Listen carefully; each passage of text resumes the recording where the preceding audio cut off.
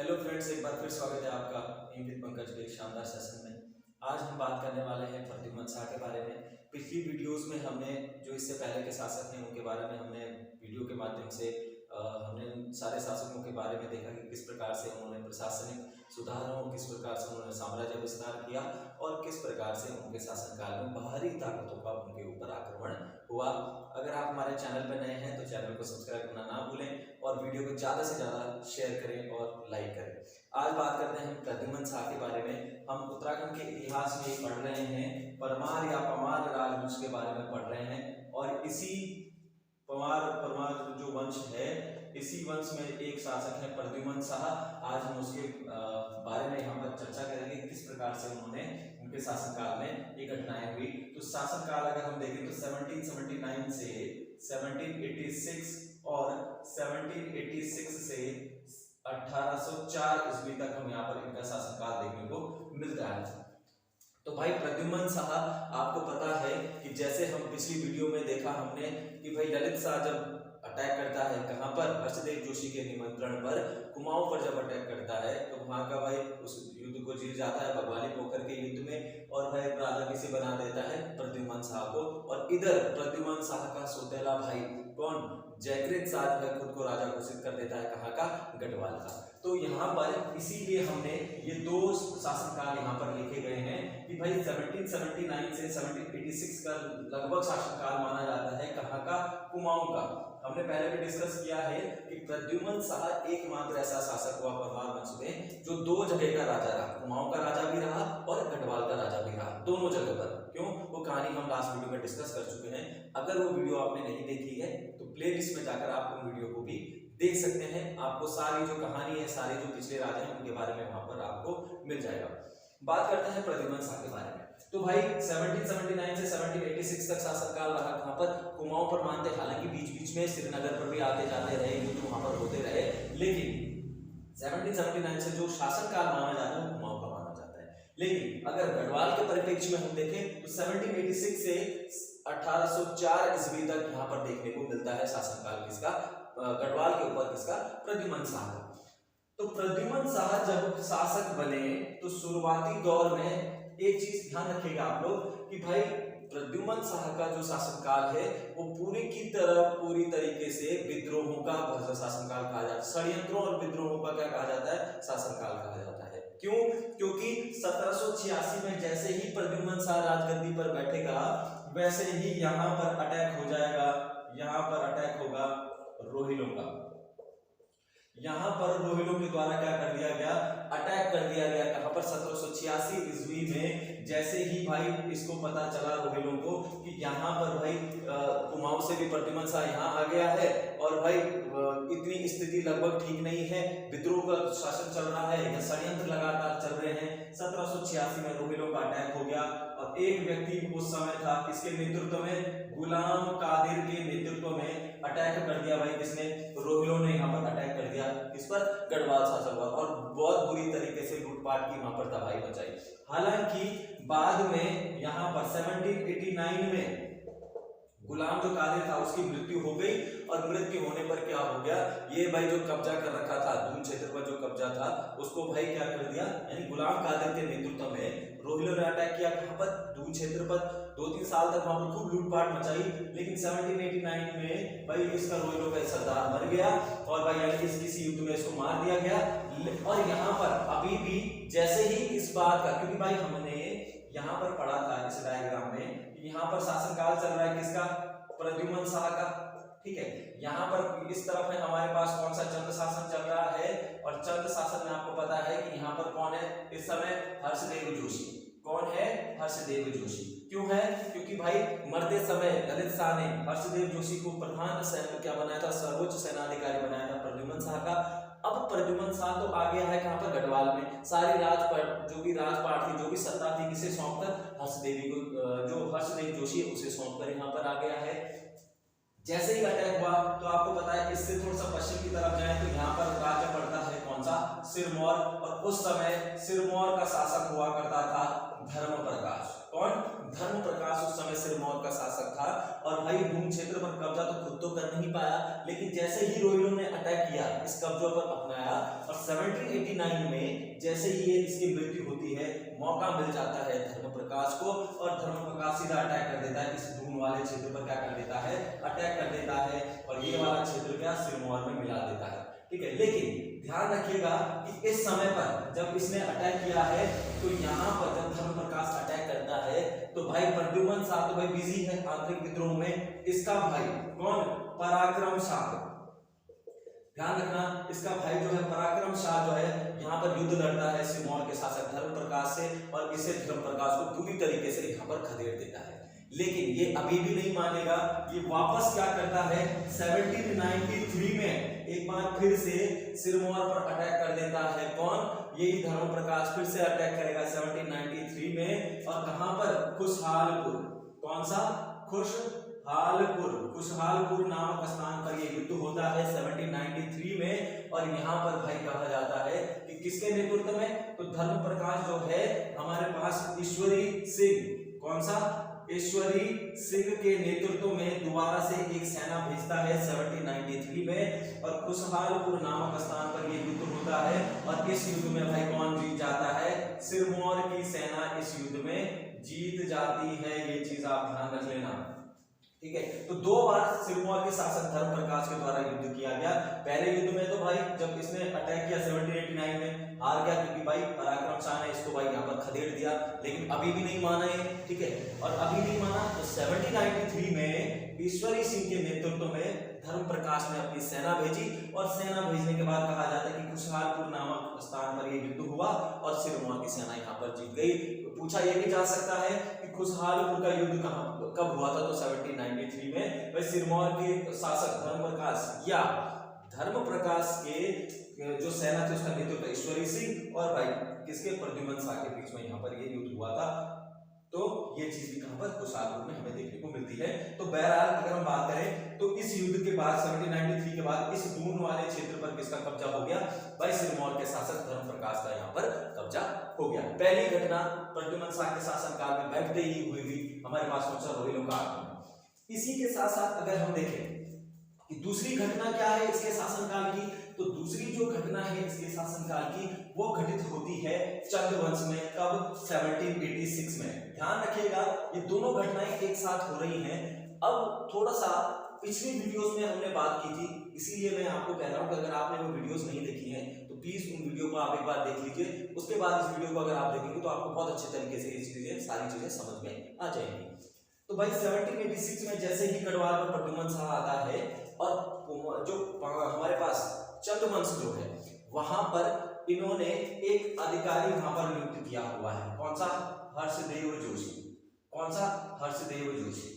अब सारा राजपाट प्रद्युम्न शाह हर्षदेव जोशी को सौंपकर कहा गया है वापस गढ़वाल में। अब जैसे ही प्रद्युम्न शाह को पता चलता है कि गढ़वाल में भाई जयगिर शाह की मृत्यु हो चुकी है, सारे के सारे षड्यंत्र वहां पर चल रहे हैं, विद्रोह वहां पर चल रहे हैं, राज सत्ता पूरी खत्म हो चुकी है। ठीक है, सैनिक जो बल था, जो सैनिक हमारे पास सहायता होती है, जो सैनिक बल होता है हमारा, वो भी छीण हो गया है, वो भी खत्म हो गया है, राजकोष सारा खत्म हो रखा है, निजी कोष सारा खत्म हो रखा है। तो भाई इतनी सारी प्रॉब्लम थी प्रद्युम्न शाह के शासनकाल में। तो प्रद्युम्न शाह इतना ज्यादा दुखी हुआ कि भाई मैं अपने मेरा जो राज्य है, असली राज्य तो गढ़वाल ही है ना, तो जो असली राज्य है वहां पर तो ये सारी की सारी दिक्कतें आ रही है। तो भाई हर्षदेव जोशी को वो सारा राजपाट छोड़कर कहां चला जाता है? गढ़वाल पर चला जाता है। अब जैसे ही हर्षदेव जोशी को दे दिया तो यहाँ पर एक व्यक्ति लगातार अपने बस शासन को वापस पाने की आड़ में देख रहा है, समय देख रहा है, मौके को देख रहा है। ठीक है, और यहीं पर मोहन चंद नाम का जो व्यक्ति था और इसका चाचा दूसरा कौन सा? लाल सिंह, इसका चाचा लाल सिंह, दोनों को मौका मिल जाता है और दोनों अपनी एक संयुक्त सेना बनाते हैं। और इसी संयुक्त सेना में गढ़वाल के राजा प्रद्युम्न शाह के भाई को भी, कौन सा भाई? पराक्रम शाह। ठीक है, इसी पराक्रम शाह, ये तीनों की संयुक्त सेना बनाते हैं और अटैक कर देते हैं किसके ऊपर? 1786 में। किसके ऊपर? हर्षदेव जोशी के ऊपर 1786 में एक युद्ध कर देते हैं, जिसे हम जानते हैं किस नाम से जाना जाता है? पाली गांव के युद्ध के नाम से जाना जाता है। ये चीज ध्यान रखना। किस नाम से? पाली गांव के युद्ध के नाम से उसे जाना जाता है। 1786 में हुआ। तो किस किस के बीच? तो मोहनचंद और लाल सिंह, इन दोनों के बीच में और हर्षदेव जोशी के बीच में हुआ। पराक्रम शाह ने मदद की किसकी? मोहनचंद की यहाँ पर मदद की और वापस भाई इसमें संयुक्त सेना जीत गई। और जीतने के बाद भाई यहाँ पर मोहन सिंह ने क्या कर दिया? अपना राज्याभिषेक कर दिया, राजा वहां पर बन गया। कहा जाता है कि हर्षदेव जोशी भाई वहां से भागकर चले गए। फिर इसी मोहनचंद के बेटे भाई कौन राजा बना? महेंद्र चंद को क्या बनाया गया? राजा बनाया गया। अब देखो जैसे ही हमारे पास यहाँ से थोड़ा सा गोरखा का उद्भव यहाँ पर होना स्टार्ट हो जाएगा किसके? प्रद्युमन शाह के शासनकाल में। अब जैसे ही मोहनचंद का बाद इसका बेटा आता है हमारे पास कौन सा?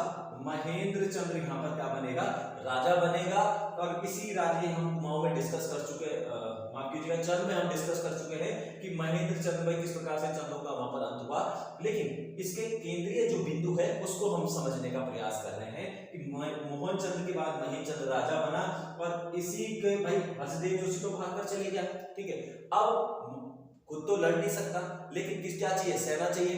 पहले इतिहासकार ऐसा भी कहते हैं कि हर्षदेव जोशी ने जब ये सारी घटना घटित हो रही है चंद्रवंश में, तो किसको बुलाया? सबसे पहले प्रद्युमन शाह को बुलाया गया कि भाई यहाँ पर दोबारा से अटैक करो, सारा राज्य क्या हो चुका है? खत्म हो चुका है। लेकिन यहाँ पर अब प्रद्युमन शाह वापस कुमाऊं में बिल्कुल नहीं आएगा। क्यों? अपना राज्य ठीक नहीं है, विद्रोह चल रहे हैं, लड़ाई झगड़ा चल रहा है, युद्ध लगातार चल रहा है, कैसे आएगा यहाँ पर चंद में? तो भाई कुछ इतिहासकार ऐसा कहते हैं कि प्रद्युमन शाह ने यहाँ पर आने से बिल्कुल क्या कर दिया? मना कर दिया। अब जैसे ही मना किया, ठीक है, तो हर्षदेव जोशी क्या करेगा? भाई हर्षदेव जोशी क्या करेगा? क्योंकि सेना है नहीं, सेना नेतृत्व खत्म हो चुका है, मोहनचंद को राजा बना दिया गया है भाई, उसके बाद उसका बेटा महेंद्र चंद बन गया है। क्या किया जाए? तब हर्षदेव जोशी एक बाहरी ताकत को यहाँ पर निमंत्रण देते हैं 1790 ईस्वी में, जिसको हम जानते हैं किससे? गोरखाओं के नाम से हम जिनको जानते हैं। 1790 में आमंत्रण देगा गोरखाओं को और गोरखाओं के द्वारा अल्मोड़ा पर युद्ध अटैक कर दिया जाता है और हवाला बाग के युद्ध में महेंद्र चंद को पराजित भाई मार दिया जाता है। किसके द्वारा? गोरखों के द्वारा। और 1790 ईस्वी में गोरखाओं कहां पर अपना कब्जा कर लेते हैं? कहां पर? कुमाऊं पर। और यहीं पर ही चंद्रवंश क्या हो जाता है? समाप्त हो जाता है। ये दो घटनाएं प्रद्युमन शाह के शासनकाल की बहुत ज्यादा इंपॉर्टेंट घटनाएं हैं। क्यों? कि भाई 1786 में एक तरफ रोहिलों का आक्रमण और रोहिलों की आड़ में सिरमौर का जो शासक है कौन? धर्म प्रकाश, वो भी लगातार आक्रमण कर रहा है दून क्षेत्र पर। और हमने अभी जैसा पढ़ा कि 1786 में इसने क्या कर दिया? दून वाले क्षेत्र को भाई मिला दिया कहां पर? अपने राज्य में। किसने? सिरमौर के शासक भाई किसने? धर्म प्रकाश। बात करते हैं हम धर्म प्रकाश के बाद कि भाई दूसरी घटना चंद्रवंश में घटित हो गई है। ठीक है, अब देखो अगर हम थोड़ा सा इस चीज को मैप के माध्यम से समझें कि यहाँ पर क्या स्थिति हो रखी है, तो भाई मैप के माध्यम से अगर समझें तो यहाँ पर हमारे पास है प्रद्युमन शाह शासक, पूर्व में हमारे पास है यहाँ पर चंद में। अब चंद तो रहे नहीं, ठीक है, चंद तो रहे नहीं। अब यहाँ पर हम लिख सकते हैं यहाँ पर कौन है हमारे पास? अब गोरखा भाई चंदों को हरा दिया। यहाँ पर दिल्ली में इतना कुछ विशेष चल नहीं रहा है, एक बाहरी ताकत हमारे पास पूरे भारत पर अब राज कर रही है इस समय पर। 1800 अगर हम 4 या 1886 के बाद की बात करें तो यहाँ पर हमारे पास एक बड़ी ताकत यहाँ पर राज कर रही है उस समय भारत पर। कौन? अंग्रेज। अगर हम पूरे भारत के परिप्रेक्ष्य में देखें तो अंग्रेज यहाँ पर दिल्ली पर राज कर रहे हैं या पूरे भारत पर राज कर रहे हैं। यहाँ पर भाई हमारे पास सिरमौर का शासक, हमारे पास यहाँ पर सिरमौर का शासक है धर्म प्रकाश। ठीक है, अब यहाँ पर इसका जो राज्य है प्रद्युमन शाह का, ये तो खुद भी नहीं है, यानी खुद का राज्य भी डामाडोल स्थिति में है। यहाँ से भाई चंद का राज्य था तो गोरखाओं ने चंदों को हरा दिया। ठीक है, और इस वाले पार्ट पर, पूर्वी वाले पार्ट पर पूरा कब्जा कर लिया गोरखों ने। ठीक है, ऊपर से ये वाला जो पार्ट है कौन सा? सिरमौर दून वाला क्षेत्र वाला, ये वाला जो पार्ट है, इस पार्ट पर धर्म प्रकाश ने भाई कब्जा कर लिया 1793 में कुशालपुर के युद्ध में, वहां पर इसने कब्जा कर लिया है। अब क्या किया जाए? दो लगातार घटनाएं, और ये दोनों घटनाएं एक ही संग है। 1786 में दोनों लगातार घटनाएं एक साथ हुई। ठीक है, और जैसे ही थोड़ा मौका और मिल रहा था तो 1790 ईस्वी में भाई गोरखाओं ने पूरी भाग को भी जीत लिया। अब लगातार षड्यंत्र तो चल रहे हैं, युद्ध भी चल रहे हैं, षड्यंत्र हो रहे हैं, विद्रोह भी लगातार हो रहे हैं। अब प्रद्युमन शाह क्या करे? सैन्य शक्ति बिल्कुल खत्म है, निजी कोष बिल्कुल खत्म है, राजकोष बिल्कुल खत्म है। ठीक है, अब ऐसे में किया क्या जाए? अब भाई प्रद्युम्न शाह जैसे तैसे क्या करता है कि भाई अपने राज्य को अभी तक बना रहा है, जैसे तैसे अपने राज्य को बना रहा है, विद्रोह को दमन कर रहा है, राजकोष बढ़ा रहा है, ठीक है, धीरे धीरे सैनिक शक्ति को इकट्ठा कर रहा है।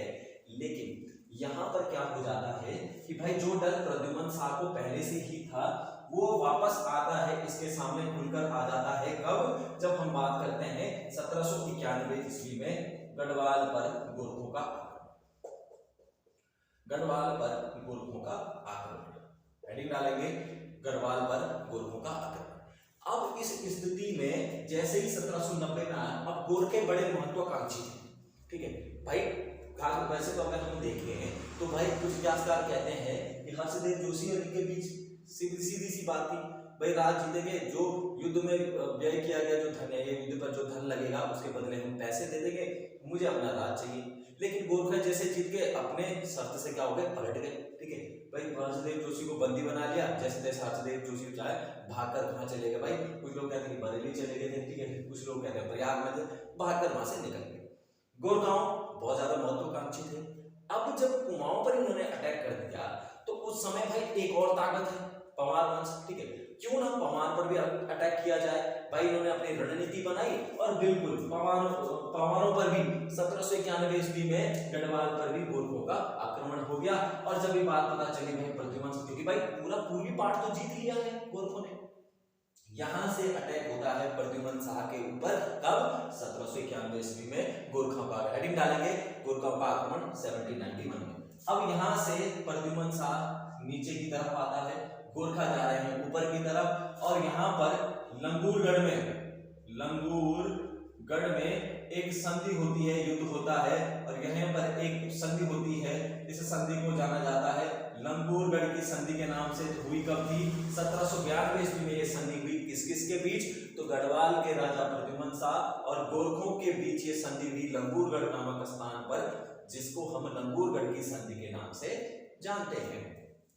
क्या हुआ? तो इस संधि के क्या मुख्य बिंदु रखे गए? तो भाई 25,000 रुपए, ठीक है, 25,000 रुपए कहा गया कि प्रद्युम्न शाह द्वारा वार्षिक कर के रूप में, इस कर में वार्षिक कर के रूप में प्रद्युम्न शाह किसे देगा? गोरखों को देगा।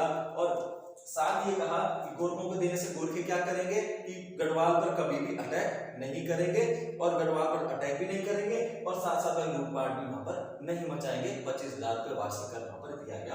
कुछ इतिहासकार अगर कहते हैं, जैसे हम अगर बात करें घनश्याम जोशी की, तो भाई जोशी जी की किताब में है कि इन जो गोरखा थे क्यों रुके? क्योंकि उस समय चीन ने अटैक कर दिया था नेपाल के ऊपर, तो ये जो गोरखा है वहां पर बिजी हो गए। अब बहुत जल्दी क्या हो गया, वो युद्ध जो है समाप्त हो गया चीन का और नेपाल का, और जब ये युद्ध समाप्त हुआ वापस गोरखा आ गए उसी लंगूरगढ़ पे, ठीक है। अब जैसे ही आए तो भाई कहा जाता है जैसे ये संधि हुई, इसी संधि के जस्ट बाद हमारे पास 1795 में यहाँ पर क्या हो गया, भारी अकाल पड़ गया। कहां पर? गढ़वाल क्षेत्र पर बहुत अकाल पड़ गया। उस समय संवत था एक 1851-52वीं संवत उस समय चल रहा था। जैसे हमारे पास संवत है हिजरी संवत, शक संवत, ठीक है, विक्रम संवत, हमारा संवत से भी चलता है सनातन धर्म में। तो 1851 में और 1852 में, ठीक है, 1851-52 में भाई संवत था 1795 ईस्वी थी, अकाल पड़ गया। तो वहां के लोगों के द्वारा इसे कहा गया 51-52, ठीक है, 51-52 घटना के नाम से किसे जाना जाता है? इस घटना को जाना जाता है कब? 1795 में, जब प्रद्युम्न शाह के शासनकाल में भाई क्या होगा, अकाल पड़ेगा। अकाल पड़ गया। अब भाई देखो बड़ी मुश्किल से गोरखा अटैक कर रहे हैं, दून क्षेत्र से सिरमौर वाला शासक अटैक कर रहा है, दून क्षेत्र से कोई राजस्व नहीं आ रहा है, ऊपर से गोरखों ने गढ़वाल पर भी अटैक कर दिया, 25,000 रुपए कर भी देना है, ऊपर से जैसे तैसे करके कर रहा था जैसे तैसे, लेकिन फिर क्या पड़ गया, अकाल पड़ गया, ठीक है। तो भाई इसी के शासनकाल में एक व्यक्ति ध्यान रखिएगा, 1796 में हार्डविक, ठीक है, हार्डविक नाम का एक यात्री जो है प्रद्युम्न शाह के शासनकाल में आया, और इस अकाल का वर्णन जो है उसने अपने यात्रा वृत्तांत में लिखा है। ये चीज आप ध्यान रखिएगा। इसी के बाद जैसे तैसे अकाल हुआ, चल रहा था, सारा कुछ चल रहा था, जो गोरखा थे मौके की तलाश में थे कि कब भाई अटैक कर दिया जाए इसके ऊपर, और जैसे ही कब हम इस पर अटैक करें, तो भाई मौका मिल गया। कब? जैसे तैसे चल रहा था, ठीक है। तो भाई 8 सितंबर 8 सितंबर 1803 ईस्वी को गढ़वाल का सबसे बड़ा भूकंप आता है। ठीक है, गढ़वाल का सबसे बड़ा भूकंप यहाँ पर आता है कब? 8 सितंबर 1803 ईस्वी को। और ये इतना ज्यादा बड़ा एक विनाशकारी था कि गढ़वाल की इसने रीढ़ की हड्डी तोड़ दी। ठीक है, बड़ी मुश्किल से जो कुछ भी बना रखा था प्रद्युम्न शाह ने सब यहाँ पर खत्म हो जाता है। ठीक है भाई, सैन्य शक्ति चली गई। काफी कहा जाता है, इतिहासकार कहते हैं कि इस युद्ध में काफी मतलब लोगों की भी हानि हुई, काफी लोग यहाँ पर मारे गए, सैनिक भी यहाँ पर मर गए। ठीक है, भूखंड सारा खत्म हो गया, खेत खलियान सब खराब हो गए। ठीक है, न राजस्व मिला, सब कुछ तबाह हो गया, सब कुछ बर्बाद हो गया। तो भाई कहा जाता है मौके की तलाश में पूरब में बैठे हुए हैं कौन? गोरखा। और गोरखों ने अटैक कर दिया भाई 1804 ईस्वी में भाई गोरखों ने यहाँ से 1803 में जैसे ही भूकंप आया, यहाँ पर भारी जो सीमावर्ती क्षेत्र थे वहां पर गोरखाओं के द्वारा उत्पात मचाना स्टार्ट हो गया। यानी जो वो लंगूरगढ़ की संधि थी उसके अंतर्गत जो समझौता था उसको भाई क्या कर दिया? नकार दिया, नहीं माने और भाई युद्ध करते रहे। कहा जाता है जब युद्ध चलता रहा तो प्रद्युम्न शाह भागकर भाई कई किताबों में अलग अलग मिलता है। तो भाई प्रद्युम्न शाह कहीं में लिखा हुआ है कि भाई युद्ध किया, पहले टीरी लंगूरगढ़ पर फिर से युद्ध होता है, भागकर जाते हैं टीरी की तरफ। हाँ मतलब टीरी की मतलब अभी तो बसा नहीं है, मतलब उसी तरफ जहाँ आज की टीरी है उस तरफ। ठीक है, टीरी होते हुए जाते हैं बदाणगढ़, वहां से होते हुए आते हैं भाई उत्तरकाशी, और वहां से होते हुए यानी कि लड़ रहे हैं, जगह जगह पर स्थान बदल रहे हैं, लड़ रहे हैं। लेकिन फाइनली जो युद्ध होता है हमारे पास 14 मई 1804 को भाई देहरादून के, या जो उस समय देहरादून, ठीक है, उस समय वो कौन सा होता था? दून क्षेत्र। ठीक है, तो इस दून क्षेत्र में 14 मई 1804 को खुड़बुड़ा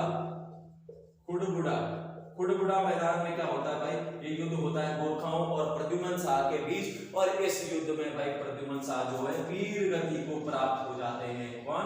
प्रद्युम्न शाह यहाँ पर वीर गति को प्राप्त हो जाते हैं। और सारे के सारे गढ़वाल पर, चाहे कुमाऊं हो चाहे भाई गढ़वाल हो, दोनों पर किसका आधिपत्य हो जाता है? यहाँ पर गोरखाओं का आधिपत्य हो जाता है, ये ध्यान रखना। ठीक है, तो 1790 में भाई कहां पर? कुमाऊं पर। और 1804 में कहां पर? जो हमारे पास हो जाता है तो वो गढ़वाल पर गोरखाओं का यहाँ पर शासन हो जाता है। ठीक है, यहां से भाई अब यहाँ पर गढ़वाल शासन क्या हो चुका है? खत्म। और पंवारों का भी शासन हो चुका है यहाँ पर खत्म। आगे इनका जो पुत्र था भाई, एक पुत्र को तो नेपाल ले गए, दूसरा भाई सुदर्शन शाह भागकर चले गए। यहाँ पर कुछ किताब में हरिद्वार, कुछ में बरेली, कुछ में प्रयाग कहा जाता है। ठीक है, तो वहां पर चले गए। और किस प्रकार से सुदर्शन शाह ने अपने क्षेत्र को वापस पाने के लिए कोशिशें की हैं, ये जानेंगे हम कल के वीडियो में, नेक्स्ट वीडियो में इसको देखेंगे। आज के लिए बस इतना ही। और प्रद्युम्न शाह के बारे में जो भी तथ्य थे हमने बता दिए। एक चीज और आप ध्यान रखिएगा कि भाई जो ये पराक्रम शाह है, ये पराक्रम जो शाह है, इस पराक्रम शाह को गढ़वाल का चरित्रहीन शासक भी बोला जाता है। गढ़वाल का चरित्रहीन शासक, ये क्वेश्चन आया हुआ भी है, ध्यान रखना। ठीक है, तो गढ़वाल का चरित्रहीन शासक किसे कहा जाता है? तो वो है पराक्रम शाह, जो प्रद्युम्न शाह का भाई था। ठीक है, तो पराक्रम शाह को बोला जाता है। तो आज के प्रद्युम्न शाह, नेक्स्ट सेशन में हम जानेंगे प्रद्युम्न शाह के बेटे सुदर्शन शाह के बारे में और टिहरी रियासत की स्थापना के बारे में। तब तक के लिए थैंक यू।